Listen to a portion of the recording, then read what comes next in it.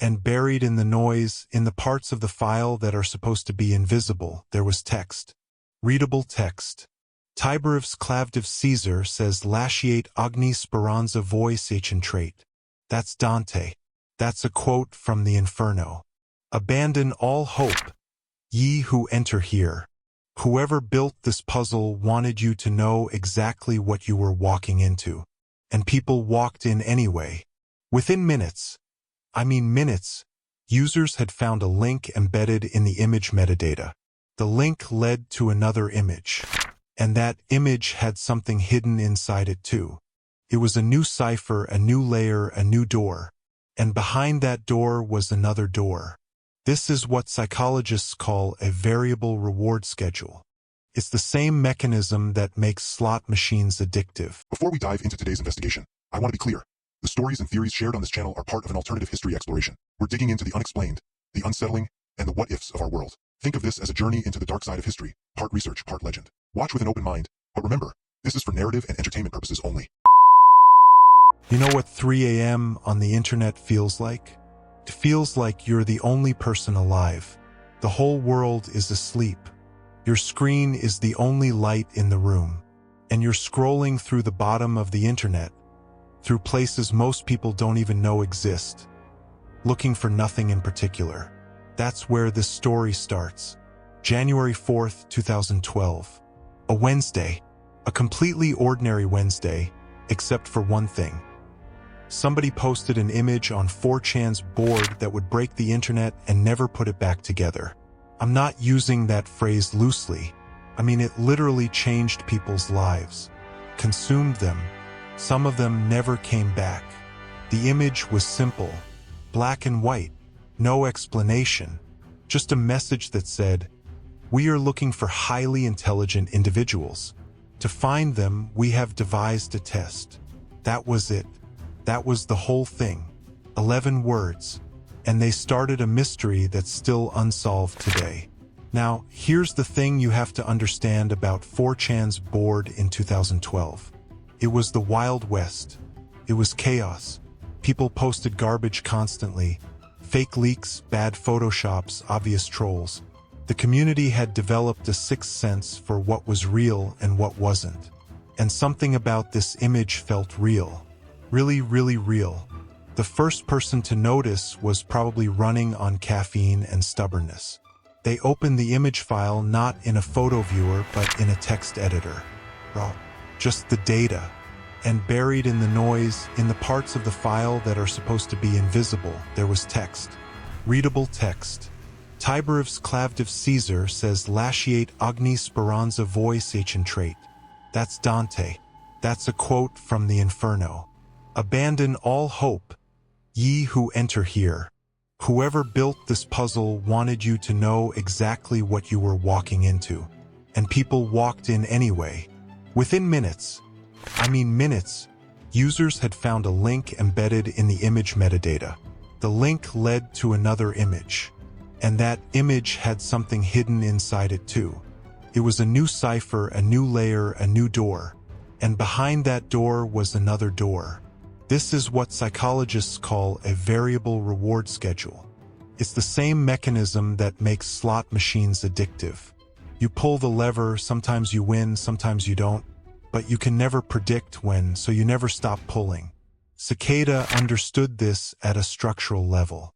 Every solution revealed a new problem. Every answer was immediately replaced by a question. You couldn't stop. That's not a figure of speech. The human brain literally cannot stop when it's been put on a variable reward schedule. You become physically incapable of walking away. The second tool that came into play was something called outguess. It's steganography software. Steganography means hiding messages inside other messages, inside images, inside audio files, inside things that look completely innocent. It's been used by actual intelligence agencies. It's not a toy, and Cicada knew how to use it like a professional. When the early solvers ran the initial image through outguess, what came out wasn't just text. It was a link to a subreddit, a private subreddit that had been set up in advance, waiting for them, like a room with the lights already on. Think about what that means. This wasn't improvised. Whoever built this had constructed multiple layers across multiple platforms. For Chan, steganography, Reddit, before posting a single thing publicly. They had anticipated exactly how the search would unfold. They were 10 steps ahead before most people even knew there was a game. That's not a troll. Trolls don't think that far ahead. Trolls want immediate chaos. This was something else. The subreddit led to a book cipher. And a book cipher requires a specific book. You can't solve it without knowing which one. So now the solvers had to figure out what book. They cracked it. I'm not going to spend 20 minutes explaining the methodology because honestly the methodology is less interesting than what they found inside.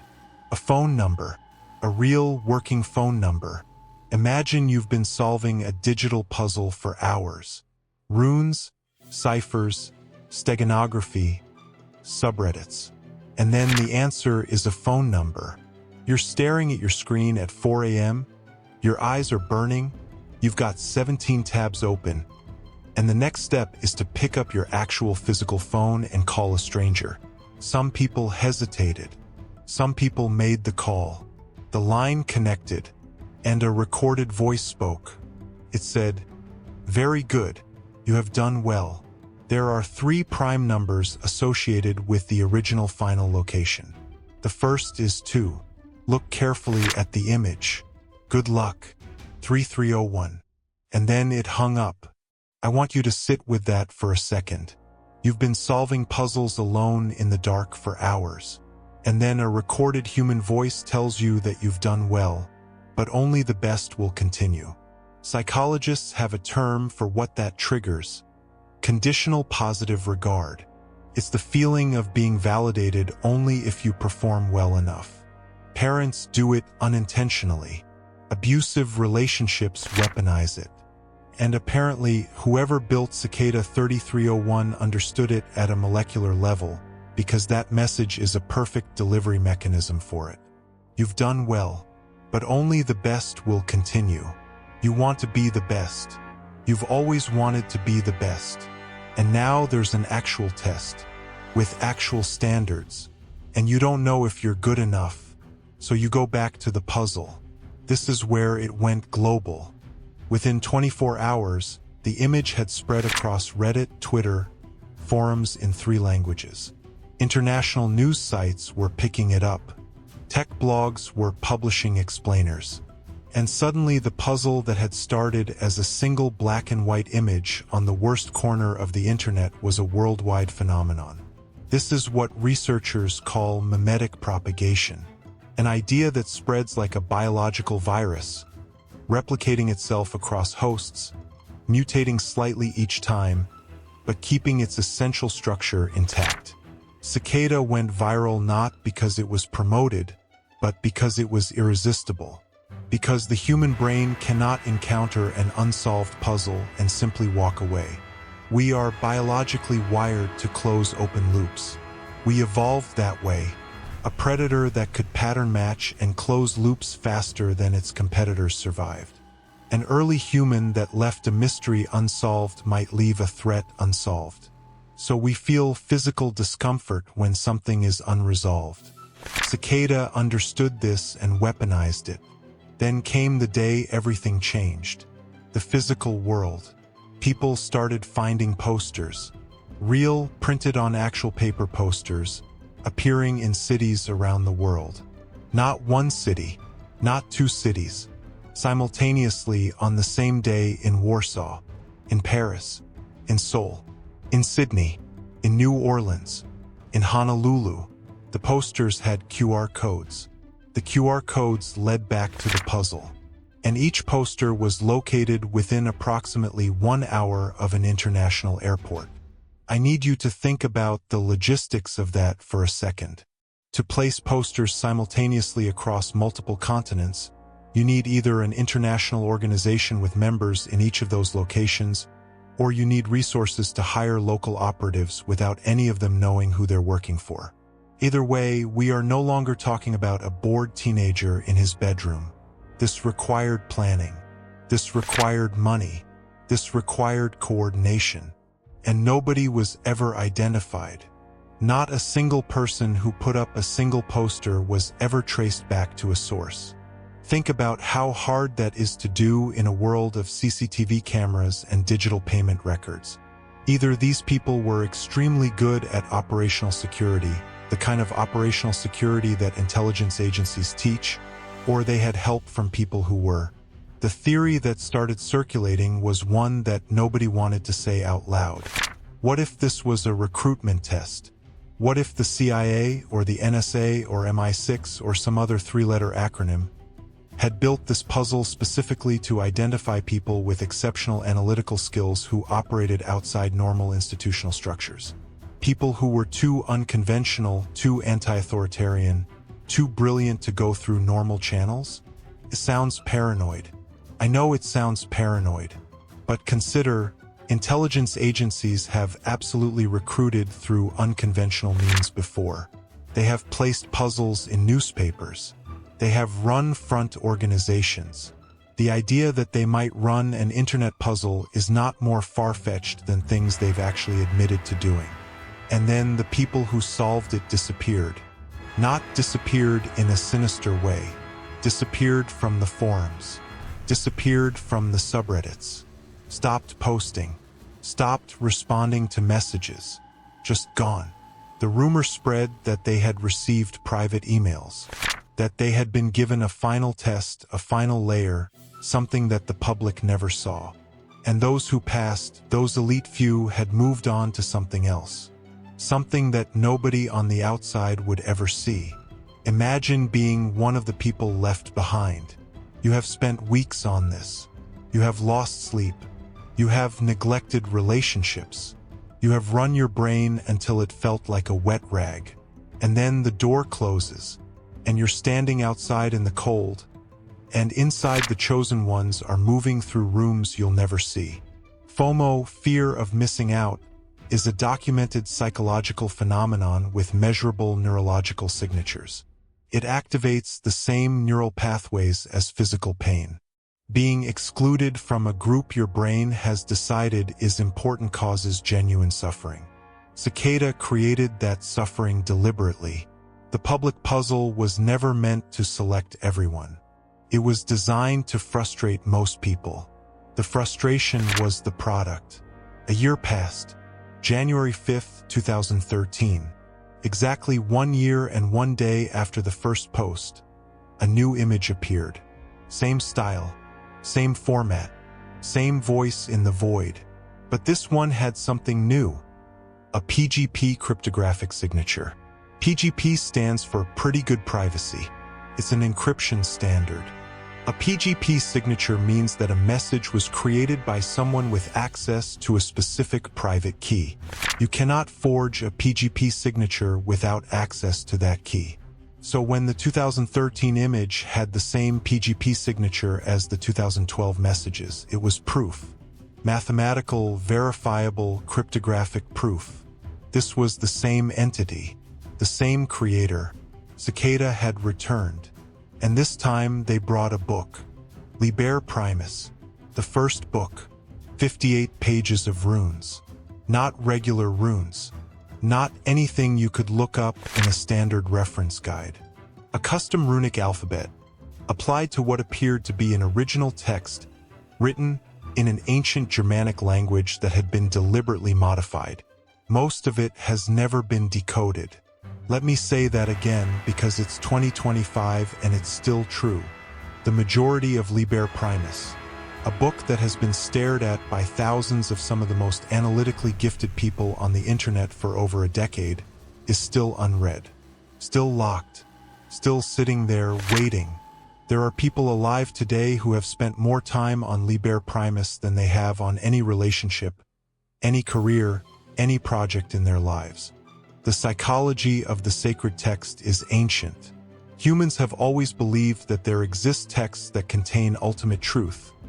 Texts that would explain everything, resolve everything, give meaning to everything. The Bible, the Upanishads, the Dead Sea Scrolls. There is something deep in the human architecture that says, the truth is written down somewhere, and if I can only find it and read it, I will understand. Cicada tapped directly into that. Liber Primus looked like a sacred text, felt like a sacred text, so people treated it like one, with devotion, with years of their lives. Whether it contains anything worth finding, nobody knows. Now I need to tell you about Marcus. I'm using that name because he asked not to be identified. He claims to be a person who completed the puzzle in 2013. One of the chosen, one of the disappeared. He spoke on a forum in 2015 and then never appeared again. What he said was this: the final test was not what he expected. There was no government recruitment. There was no intelligence agency. What he found at the end was a small group.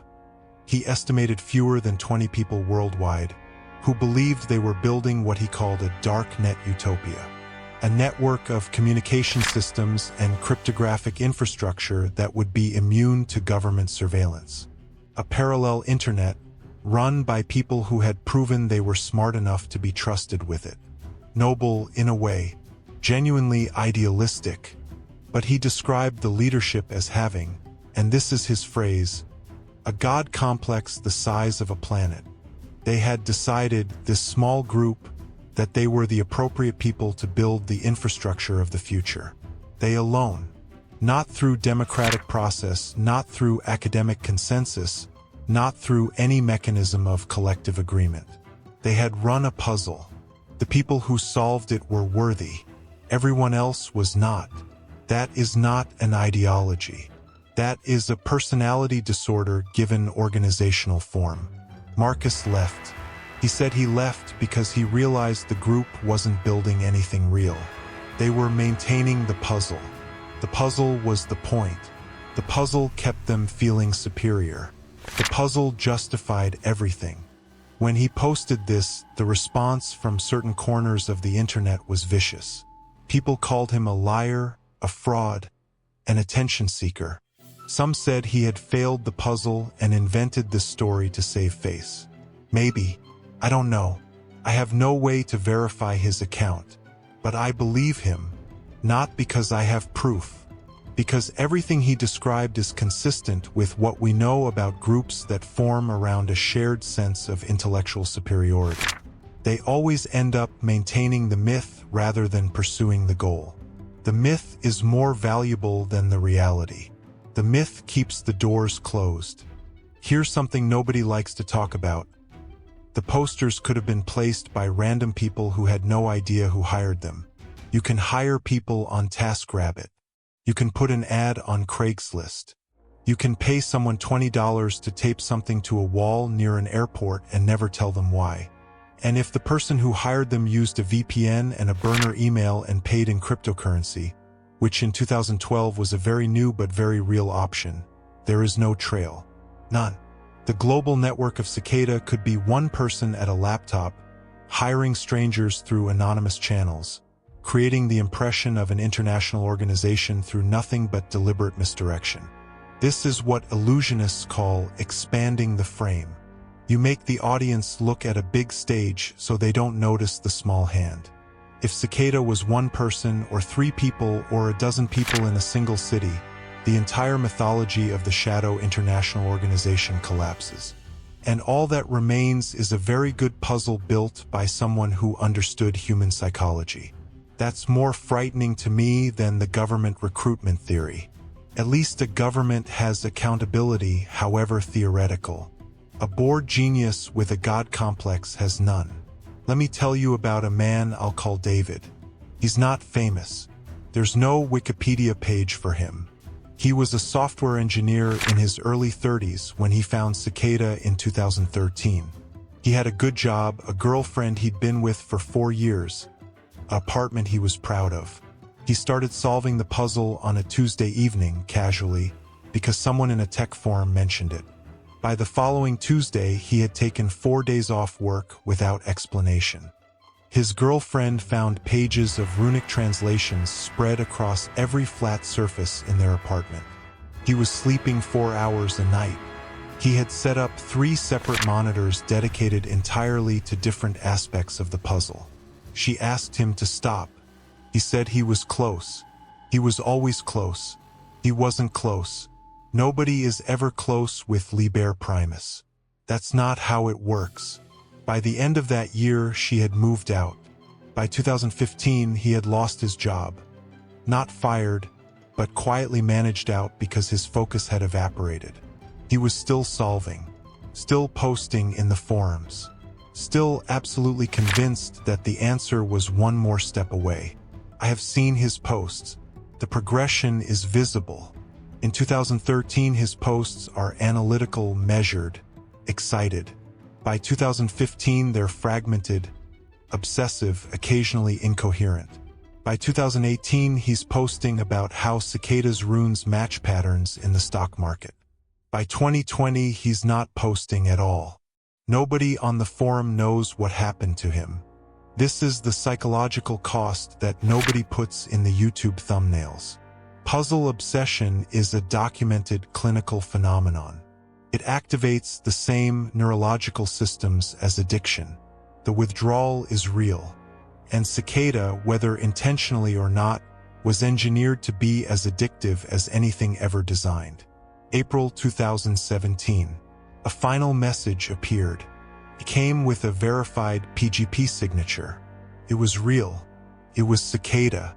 And it said, "Beware false paths. Always verify PGP signature." That was it. No new puzzle. No new instructions. Just a warning.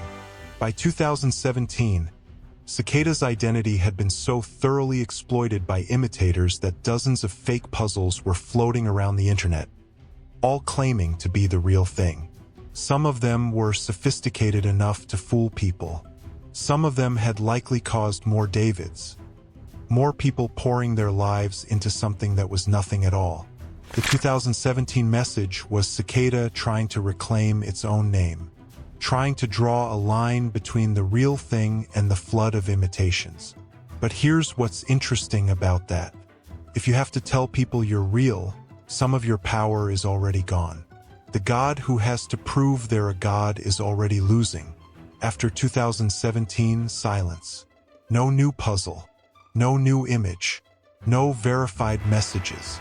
Just the artifacts, the subreddits, the websites, the Liber Primus, still sitting there, still incompletely translated, still waiting for someone smart enough or obsessed enough or broken enough to finish.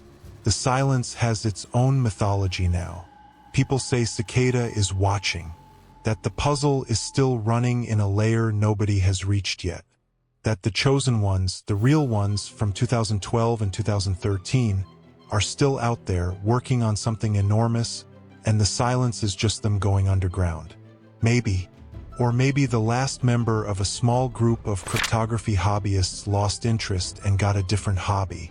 Maybe the whole thing just ran out of gas. I don't know which is scarier. Let me tell you what I think happened when you first heard about Cicada 3301. You felt something, a pull, a specific kind of intellectual excitement that's different from regular curiosity. It felt like recognition, like you were the person this was meant for. Like maybe, if you looked hard enough, you would find the thread that everyone else had missed. That feeling is not an accident. It was designed. Whoever built Cicada 3301 understood something fundamental about a specific type of person.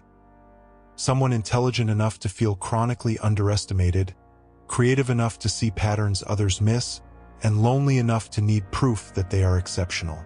They built a machine that spoke directly to that person and said, "You are the one we've been looking for. This is what cults do. This is what high-control groups do. This is what abusive relationships do. They identify a need and they fill it, and by the time you realize the filling was illusory, you've given them years." Cicada never asked for money. It never asked for physical presence at a location. In conventional terms, it never actually harmed anyone. But it took things from people. Took time, took focus. It took the years that David spent on runic translations instead of rebuilding the relationship he'd broken. Time is the one thing nobody gives back. Go find the subreddits. They're still there. Some of them haven't had a new post in 3 years, but the old posts are all still visible. The threads where people were days away from a breakthrough that never came. The goodbye posts from people who said they were quitting and then came back 6 months later. The occasional post from 2023 or 2024. Someone new, someone young, someone who just found the puzzle and thinks they're going to be the one. It's a graveyard with the lights still on. And somewhere in it, if you look long enough, you'll find a post that was made last month. Someone's still waiting. Someone's still solving. Someone's still absolutely certain that they are close. The question of who built Cicada 3301 has never been answered. The most rigorous attempts at analysis have produced nothing. No IP traces, no payment trails, no identified individuals. In an age where almost nothing is truly anonymous, this organization or this person maintained complete anonymity for years. That level of operational security doesn't happen by accident. It requires discipline, technical knowledge, and a deep understanding of how digital forensics work, which is consistent with either a high-skill individual hobbyist, a small group of security professionals, or an intelligence agency. All three of those explanations are still on the table. None of them have been eliminated. Follow the money, they always say. So I tried. Running a puzzle of this scale requires servers. Running international servers requires payment. Payment leaves records, except when it doesn't. Cryptocurrency in 2012 was new but functional. Anonymous hosting services existed. Routing through multiple jurisdictions is not difficult if you know what you're doing. The money went nowhere. It started nowhere and it ended nowhere. Whoever funded this either had access to resources that don't leave conventional traces, or they spent a very modest amount very carefully. The global operation theory keeps running into this wall. Real global operations cost real money. The CIA doesn't do things for free. Private organizations have funding sources, and funding sources have records. Unless the funding source is a person or a small group who already had the money and spent it the way you or I might spend money on a hobby. $300 on servers, a few thousand on printing and shipping materials, maybe some TaskRabbit payments via cryptocurrency to strangers in international cities. The total cost of creating one of the internet's most enduring mysteries might be less than the cost of a used car. That should make you feel something. I'm not sure exactly what, but something. There's a thing that happens to some puzzle solvers. I've seen it described in forums, in Reddit posts, in one academic paper that I read 3 times because it felt like it was describing something real. They start seeing the pattern everywhere. The number 3301 starts appearing. License plates, phone numbers, building addresses, timestamps on emails. The human brain, once it's fixated on a pattern, will find that pattern in random noise. This is called apophenia, the tendency to perceive meaningful connections between unrelated things. But here's the trap. With Cicada, some of those connections might actually be there. Some of those appearances of 3301 might actually be signals. Because the puzzle was designed to be multi-layered, hiding things in plain sight, placing clues in unexpected locations. So you can never be sure if the 3301 you just saw is apophenia or signal.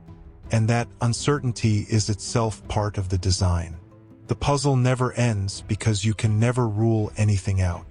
Every pattern might be real. Every connection might be intended. Your brain stays in the hunt permanently because it can never definitively close the loop. This is what I mean when I say Cicada was engineered, not assembled casually. Engineered with knowledge of how the mind works and a willingness to exploit it. Here's the question I want to leave you with. Not the usual question. Not who built it or what does Liber Primus say, or is the government involved. This one. If the puzzle is still up and the PGP keys still exist, and some version of Cicada is still theoretically operational. Who is watching the winners? Because here's the thing. The winners were given information, private information, information about what Cicada actually is. And if Cicada is what Marcus said it is, a group with a god complex, then the winners know things that Cicada would prefer stay private. The winners are potential liabilities. Intelligence agencies call this managing assets. You don't just recruit someone and then forget about them. You maintain the relationship. You make sure the asset stays aligned. You make sure they don't talk. If Cicada is a government program, the winners are managed by definition. That's how it works. But if Cicada is a private group, a rogue organization, a self-appointed elite, then what mechanism do they use? What do they have that keeps the winners quiet? Marcus spoke, and then Marcus disappeared. Maybe he got bored and logged off. Maybe he moved on with his life and decided the whole thing wasn't worth his time anymore. That's the most likely explanation. But I think about him sometimes. I think about the timing, the post, the sudden silence, the fact that nobody from the forums has heard from him since. And I think about the 3,301 that appeared on a sticky note in my notes file last week, which I know I didn't write. I'm sure I didn't write it. I'm almost completely certain. I've been wrong before. Look around you right now. Seriously, look at the walls. Check the corners of your screen. You've been reading this for a while. You've been thinking about ciphers and runes and encrypted books and people who vanished after finding something they shouldn't have found. And if Cicada is still running, if it's still watching, then you've been exactly the kind of person it's looking for. Curious, analytical, unable to let a mystery go. That's not a character flaw. That's a qualification. Whether that's a good thing depends entirely on what's behind the door. I hope you're ready to find out.